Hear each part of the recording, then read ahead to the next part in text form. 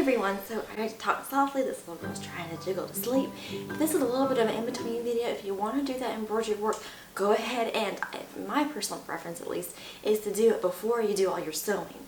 I've got another video that goes over how to do the embroidery work for this stuff. I will have that link down below, and it's especially if you don't have children, if you're lucky enough to be a grandmother and all that sort of stuff, you know, just sit down and do it.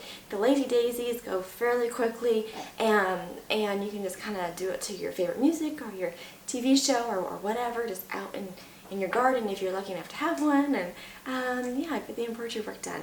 So that, to me, makes it a lot easier to do the construction. I hope this is helpful. If you have any questions, put them down in the comments below, and I'll do my best to answer them. And yeah, I appreciate y'all for watching, and I will catch y'all in the next one. Bye, guys.